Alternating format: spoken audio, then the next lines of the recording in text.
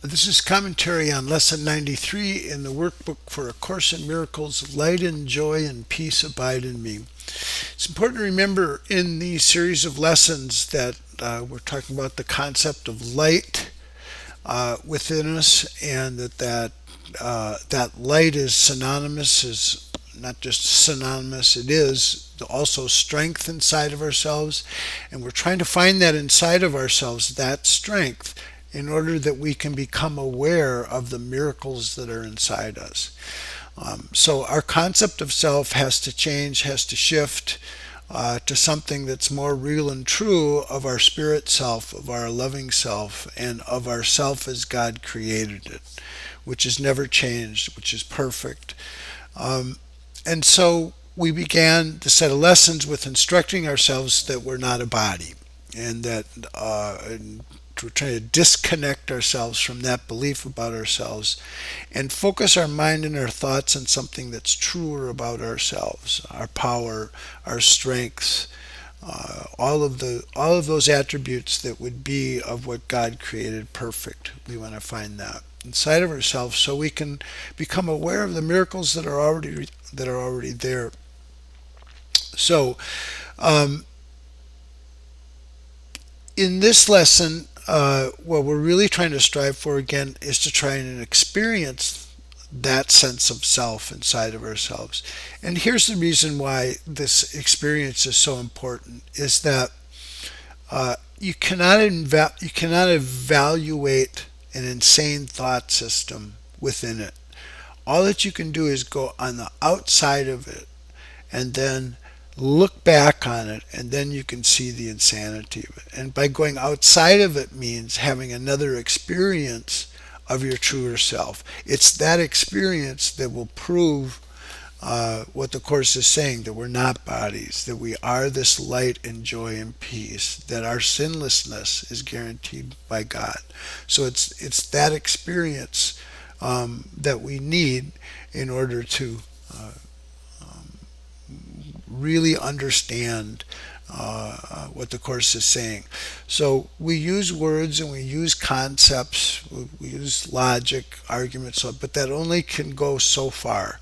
And all that's just meant to get us to practice, to spend the time so we get the experiences that'll prove what the Course is saying. Um, so, the just one more thing before we go through the lesson is that the Course, like all spiritual paths, reflect this idea that, for one, Bill Wilson borrowed from William James, the great psychologist, uh, who said that spiritual life begins with what's called deflation at depth, which means hitting bottom. And the idea there is that you really have to see the futility and the hopelessness of something before you're willing to move on to something that's better. And so the Course is simple. Like I say, we use words and concepts, all of these things, to get us to get this other experience. But before that comes, we have to be willing to recognize that this concept of ourselves as a body, it's not working out. It hasn't given us what we need and what we really want. It's failed us, constantly in satisfying us. So we need to be at that point, and that's all that we really need to do is to want to let go of that.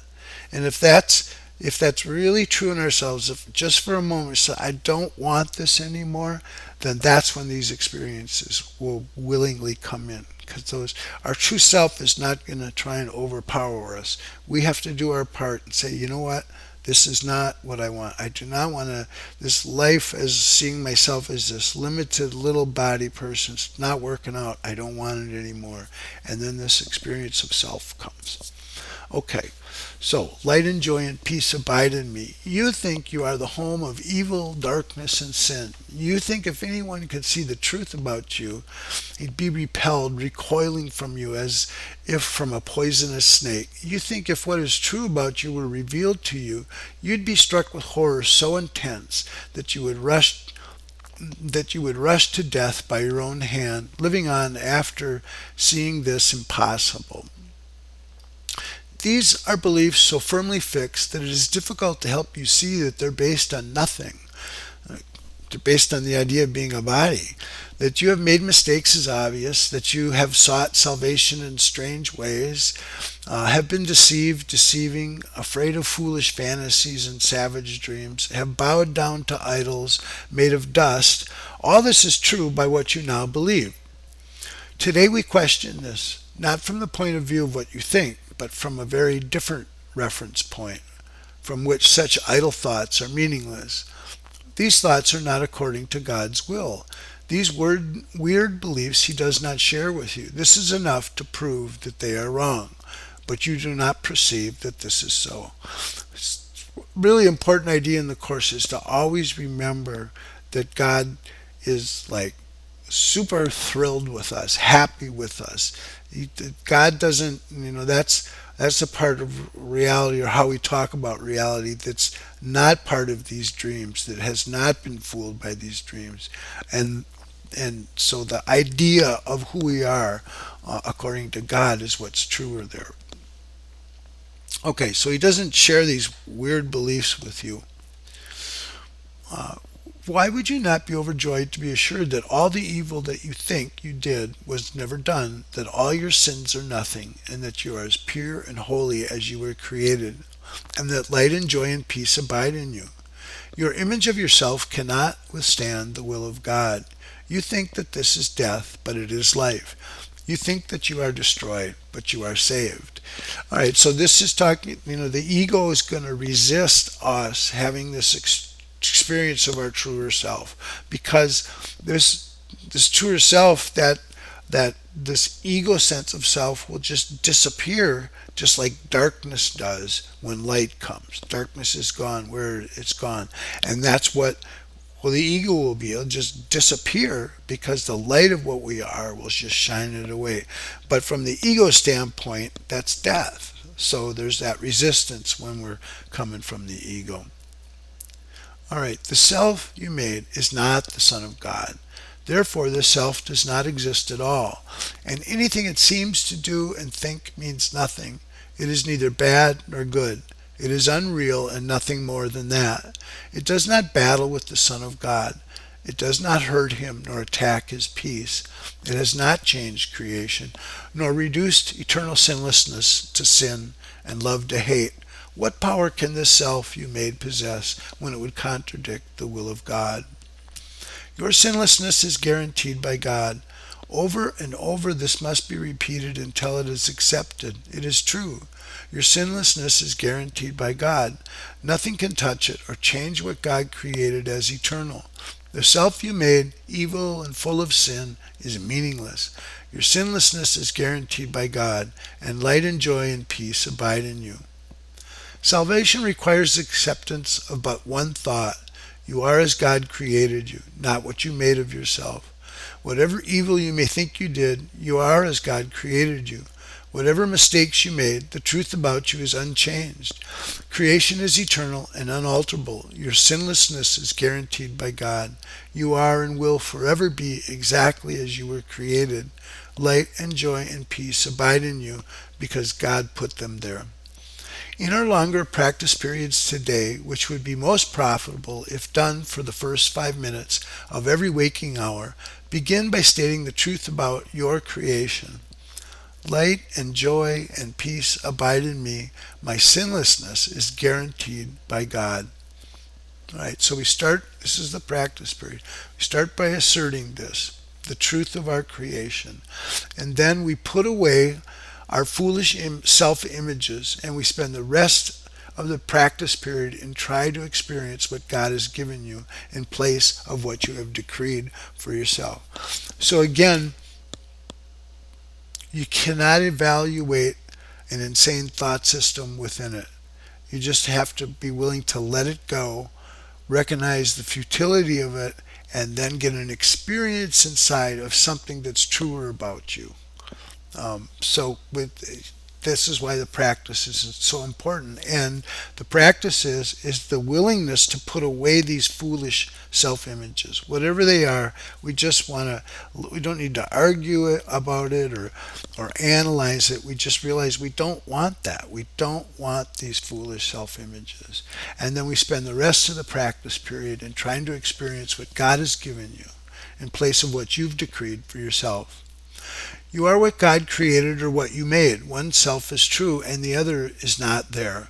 Try to experience the unity of your one self. So these are practice instructions. Okay? Try to experience the unity of your one self. Try to appreciate its holiness and the love from which it was created. Try not to interfere with the self which God created as you by hiding its majesty behind the tiny idols of evil and sinfulness you have made to replace it. Let it come into its own. Here you are. This is you. And light and joy and peace abide in you because this is so. You may not be willing or even able to use the first 5 minutes of each hour for these exercises. So that's the practice, to try to use the first 5 minutes of every hour. Okay, but if we're not willing to, if we're not able, what we want to do is try and do it whenever we can. At least remember to repeat these thoughts each hour. Light and joy and peace abide in me. My sinlessness is guaranteed by God. And then try to devote at least a minute or so to closing your eyes and realizing that this is a statement of truth about who you are. So here's the other practice, this response to temptation. If a situation arises throughout the day that seems to be disturbing, quickly dispel the illusion of fear by repeating these thoughts again. Should you be tempted to become angry with someone, tell him silently, light and joy and peace abide in you. Your sinlessness is guaranteed by God. Right, so that's how we would deal with our upsets with other people. Now, here's a really profound statement to these lessons, to realize how much we can do by practicing. You can do much for the world's salvation today. You can do much today to bring you closer to the part in salvation that God has assigned to you. And you can do much today to bring the conviction to your mind that the idea for the day is true indeed. And so we're going to want to practice this idea as much as we can. And the attempt is the first 5 minutes of every hour. So we can get a hold of this truer self and be a demonstration of that to ourselves and to the world around us. All right, that's it for today. Thank you.